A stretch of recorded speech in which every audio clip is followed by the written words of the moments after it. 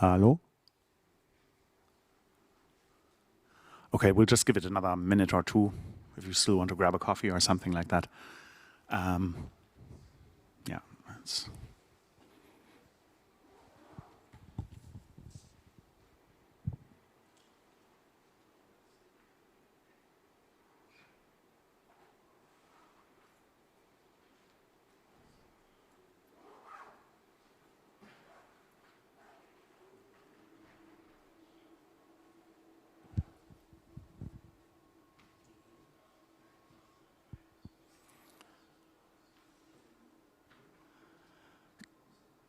Good morning, everybody.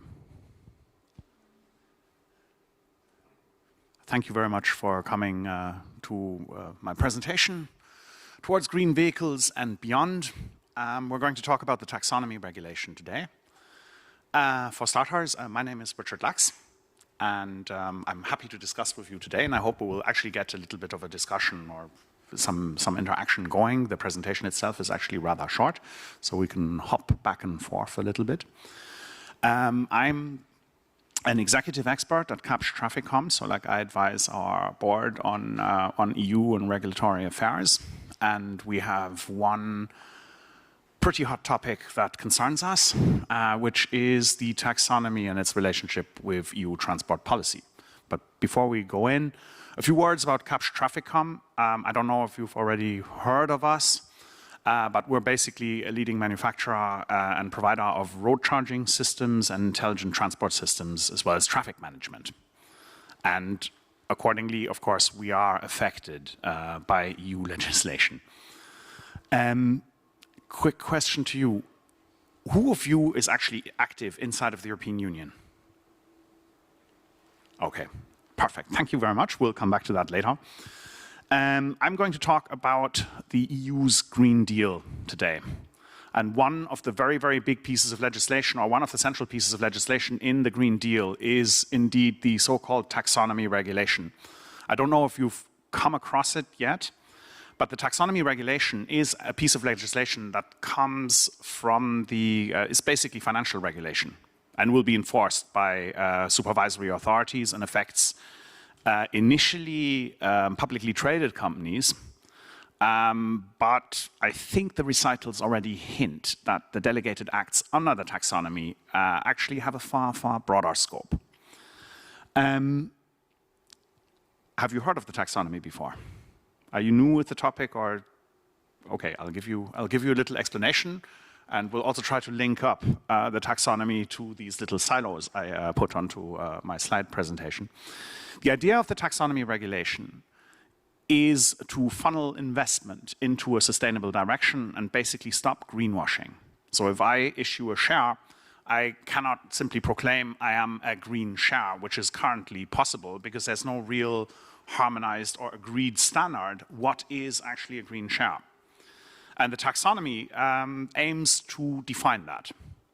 And how does the taxonomy do this? There are two really, really big tools, or two tools that are really, really relevant. Number one, it uses secondary legislation. So delegated acts. There are 4 delegated acts, or there will be 4 delegated acts under the taxonomy regulation at a later moment. These delegated acts are currently under discussion. At least 2 of them still are. 2 of them already exist.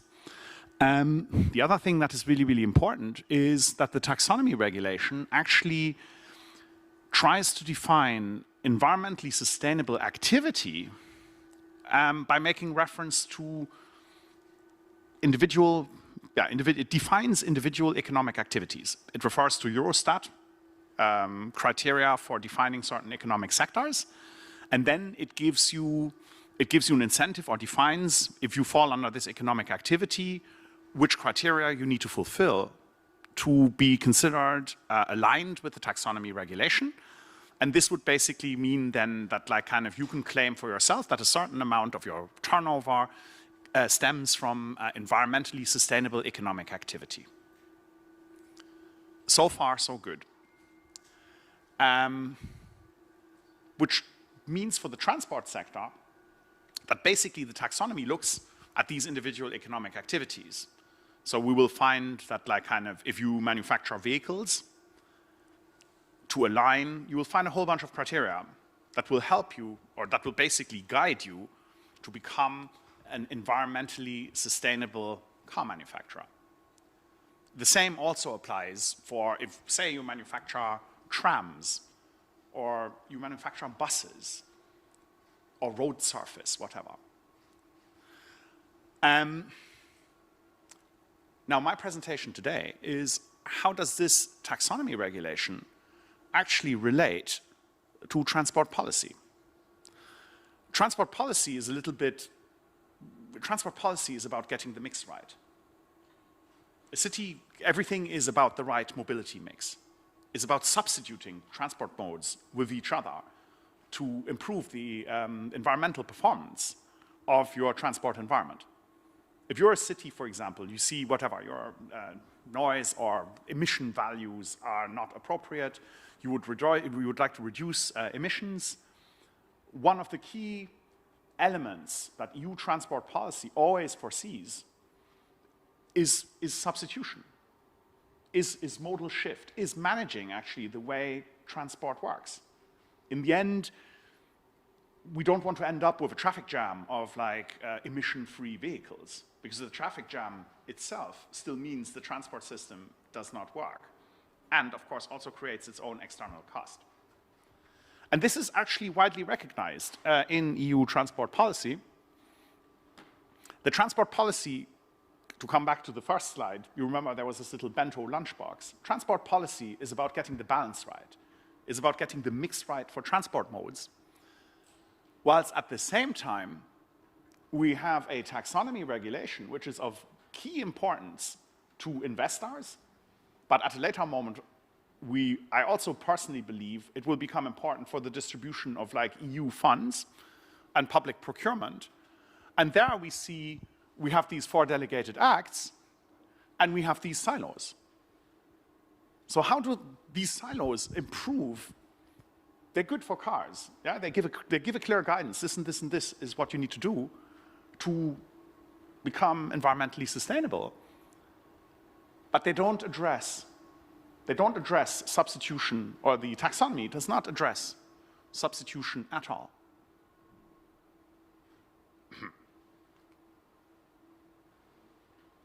Please. Thank you.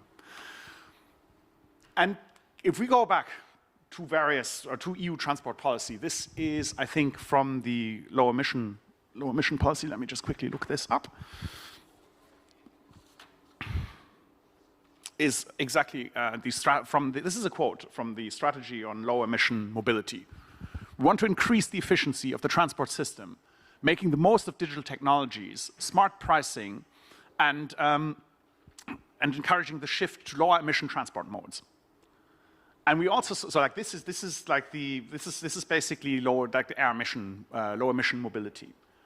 We find similar strands of thought also are reflected in the Eurovignette directive, which looks at internalizing the external cost of heavy goods transport.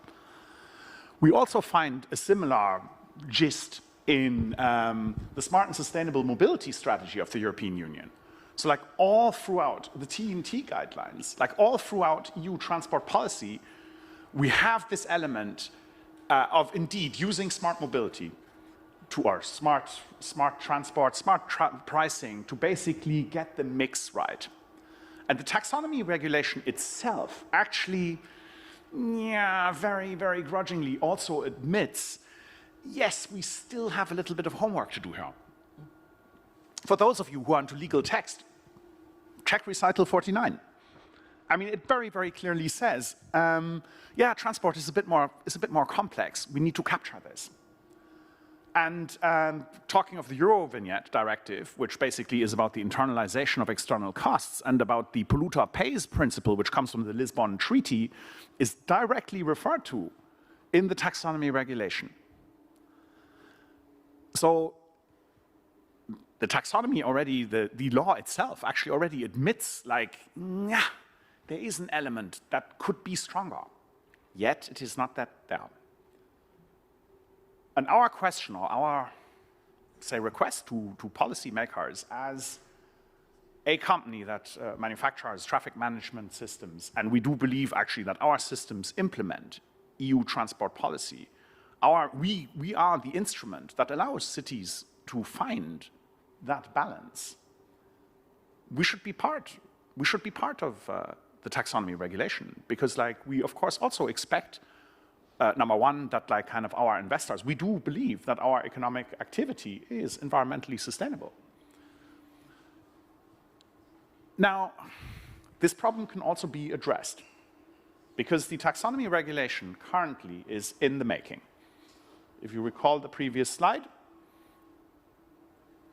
you will see here that we have a cluster. The ones here with the green stripes are delegated acts. Of these delegated acts, the Climate Delegated Act and the Disclosure Delegated Act are already published. The Social Taxonomy Delegated Act and the Environmental Delegated Act are still under debate. And we would like to be part of this debate. And for discussion today,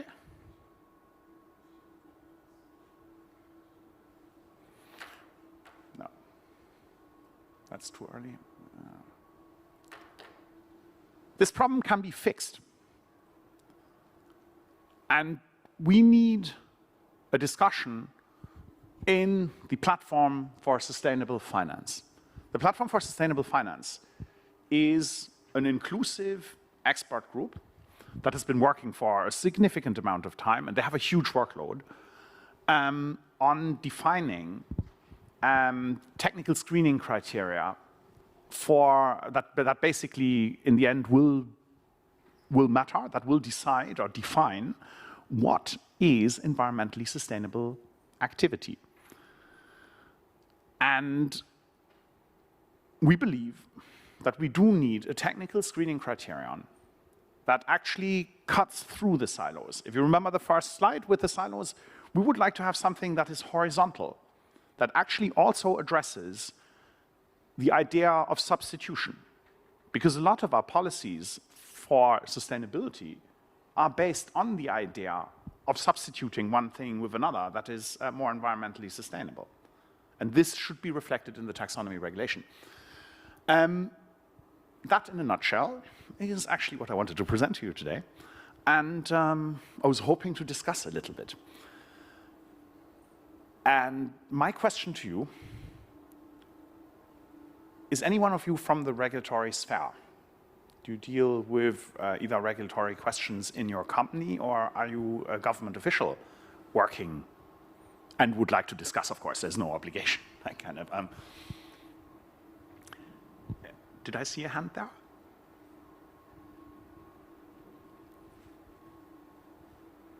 Okay. Yeah, what we're looking for is an exchange. Kapsch, we are very, very active on this. We're also kind of like addressing ourselves to the World Economic Forum next week, together with other companies that like also manufacture traffic management systems. And we do think that we need to get the incentives right. And if we want to see investment going into the direction of sustainable mobility, or kind of to round off, to basically have investment that matches transport policy, I think we need this. Maybe just a question. I mean, your presentation sounds very reasonable. When you, and please introduce yourself. Yes, I'm Bert Torabak for the Volvo Group. So just also a bit to start the debate. I mean, when I look at your presentation, I mean, the argumentation sounds very reasonable. And I can understand that you want to be part of the taxonomy because you want to get access, of course, also to green finance that become more and more important.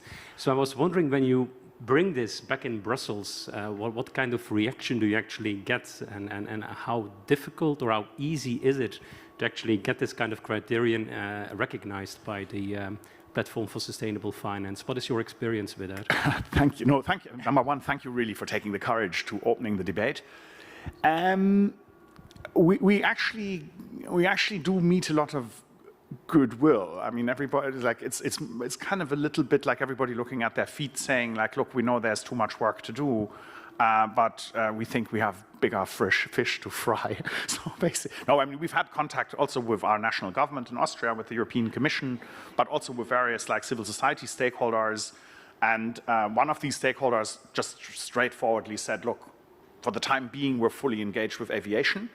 We can't deal with all of this at once. You have to wait. We're also, of course, engaging, and that's also one of the reasons, of course, why we chose to become active at the OECD ITF with this topic. We've participated in all the consultations, so like we've been very, very early in the discussion. And we've been in touch with the Platform for Sustainable Finance, and one of the members there from a different field, not from the transport field, basically informed us, yes, if you participated in the consultation, the platform wants to work off each individual point that was made. Each contribution to the consultation will find some sort of response. And this takes time. But we also, of course, see that time as a chance to kind of beat our drum and simply say, look, please take us in with the first intake. So in general, the argument is kind of accepted. It's more like it's a real prioritization question. And this, of course, also leads to our almost permanent message that we send to Brussels when we talk about transport policy and sustainable transport. It's not just about the individual transport modes. Because, of course, the discussion is, I mean, you're a member of ASEA. I mean, ASEA, of course, very, very big players, and so is the CER, the Community of European Railways. From an ITS point of view, because we're a reasonably small industry compared to automotive or aviation, so we have to, we have to work a little bit more to kind of like get attention. Yes. Thank you. Hello, and thank you for an interesting presentation. I'm Jonas Bjelvenstam from the Swedish Transport Agency, a regulatory body in Sweden. I'd say this is a challenging but sound concept, and I would say that the most challenging thing you have to do is to overcome the silos within the Commission, within Brussels, where the horizontal approach is the very point of your concept. And this, of course, takes time, but it's well worth pursuing, I would say. Thank you. If I had short pants on, you would see I have little red spots on my knees. No, I totally agree. I really, really agree. And we also see this in our national government, because like kind of this legislation falls a little bit between, as I said, like it's a financial piece of, it's basically banking regulation that we talk about. So if we talk to the Ministry of Transport in Austria, I mean, they tell us like, oh, this is the Ministry of Finance, which is of course ruled by a beloved coalition partner. And the Ministry of Finance goes like, oh, this is a transport question. Please go back to the Ministry of Transport. And it's exactly the same with DG FISMA, who are responsible in Brussels. They're like, oh, for the content, talk to DG Move. And DG Move are like, well, it's DG FISMA makes the decision. But it's incredibly, it's difficult to get this, to bring this horizontal coordination in there. I really agree. This is incredibly difficult, and it's really about being tenacious. And yeah, that's basically what we're trying to do, is like raise awareness. And I'm sure we're not the only ones that have this problem with the taxonomy. I would not be surprised if this would also hit other sectors where energy or like where substitution is in general a problem. This is really philosophically hardwired in the document.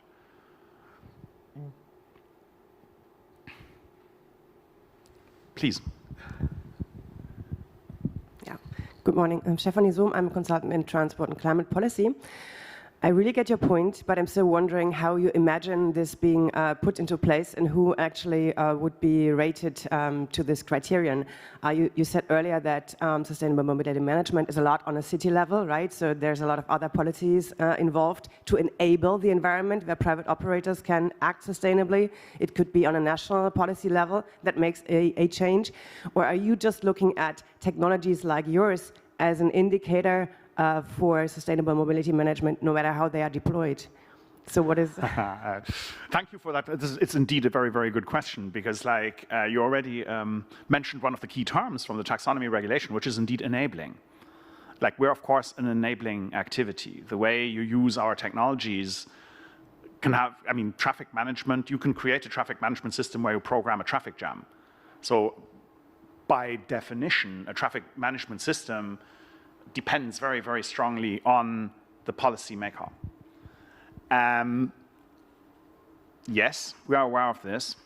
And of course, you can also, this also, by the way, counts for road charging. I mean, you have road charging systems that want to direct transport, and they're less kind of like, say, optimized to financial gains. And then, of course, you have charging systems that really more look at whatever financing and maintaining the road, which is, of course, also important. The taxonomy regulation, through the fact that it recognizes enabling activities, has this already kind of a little bit hardwired in there. So like the legislator has already recognized that the technology in itself cannot be good or bad. I mean, it's like the classic thing with a hammer. You can use a hammer to, whatever, kill a guinea pig, but you could also kind of drive a nail into a wall, which would be constructive, I hope, in this example. So we know as enablers, we always depend on policy. And of course, the taxonomy regulation only applies to industry. It does not apply, or it indirectly applies to cities, because like sooner or later, they will start using these economic screening criteria, we believe will also at a later moment be used for public procurement.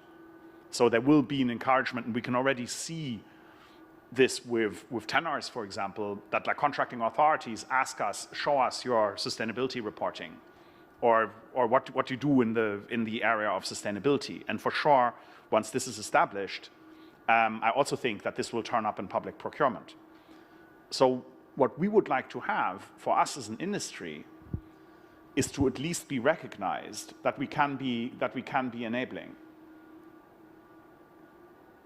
Because right now, even for procurement, even like kind of like there's nothing there. Like kind of if a city, for example, knows whatever their approach to their transport policy is, if they know the European regional funds encourage us to procure activities that are covered by the taxonomy regulation, per se, traffic management is already out, even though everybody will need traffic management. But to come back to the point, no, the taxonomy does not apply to cities, and the taxonomy does not apply to member states. They're, of course, responsible for their own policy, and indeed, that problem we will not solve. Like if a city or if a member state decides, okay, whatever, we want to be less sustainable, or we don't care about our air quality action programs, this policy will not stop them. That's indeed in a different policy field. But you can see air quality, if we look at the field of air quality, we can see how the EU policies try to play together and how they fit together. Like, for example, a clean air policy fits with sustainable urban mobility planning. And sustainable urban mobility planning, again, is quite a big feature in the coming TEN-T guidelines, which in turn direct where cohesion fund money or regional funds go. So this is all one environment. And the taxonomy is a little bit detached from that. So like our attempt is to bring it a little bit closer. And concerning public policy, we kind of like fold our hands, close our eyes, and simply hope that the TEN-T guidelines will go through the way they are and will encourage cities to opt for sustainable mobility.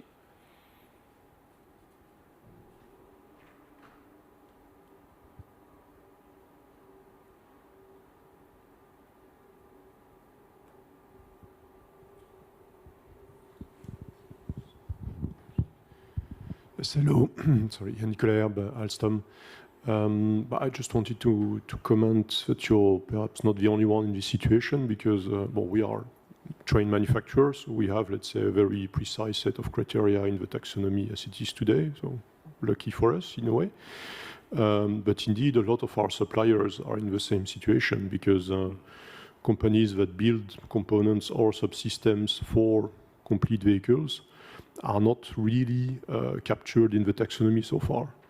So even if your sole business is making components for clean vehicles, you will have trouble to demonstrate that you are compliant with the regulation as it is written.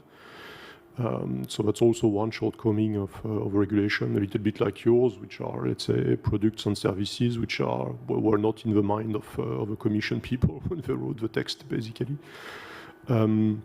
But there's another issue that we see in terms of, let's say, the silo approach, which unfortunately was probably the only way to go, is also the coherence across sector, because we also need to have criteria for compliance that are, let's say, at the same level of, let's say, demand, I would say, for each sector.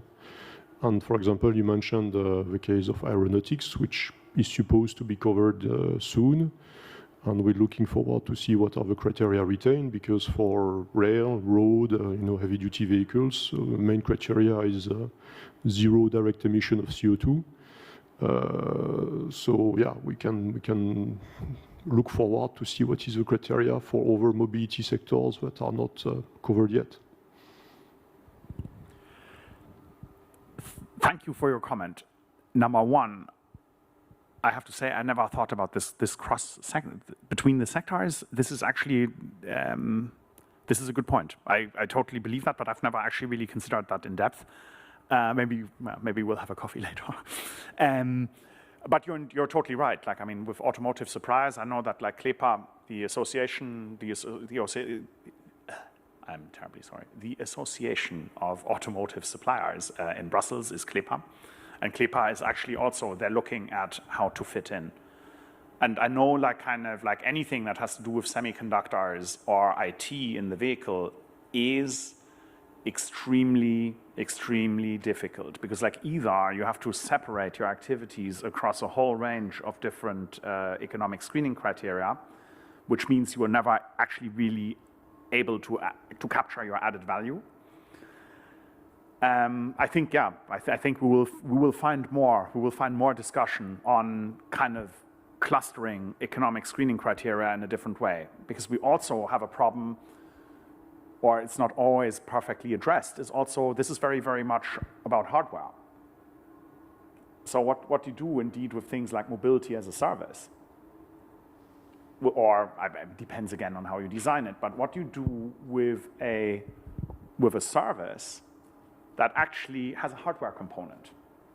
Because if you look at the way in ISO, the International Standardization Organization, how they kind of separate what is a manufactured product and what is a service, you see that, for example, ISO, they have a very, they are also not in line with this. Like ISO basically says whatever you buy of a rack is a product, hence could be easily covered by the taxonomy regulation.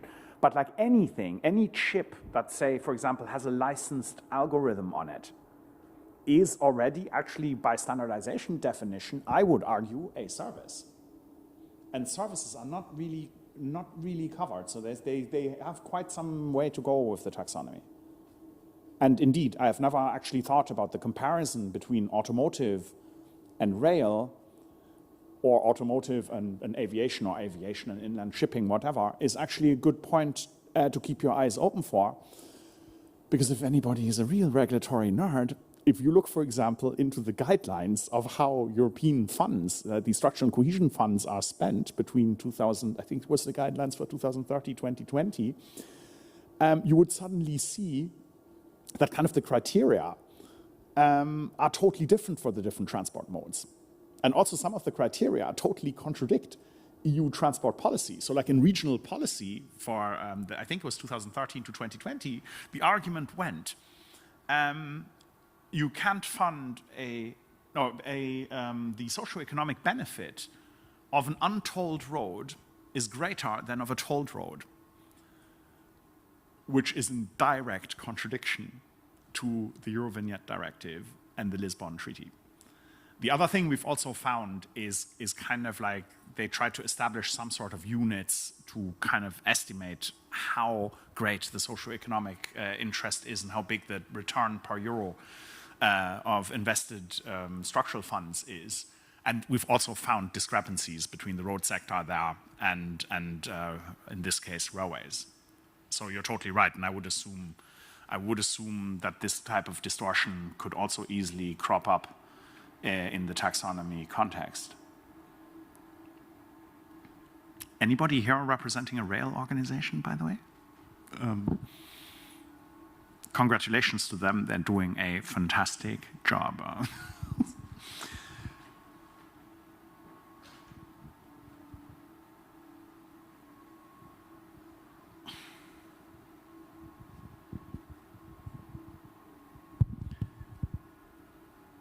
Do we feel like coffee time?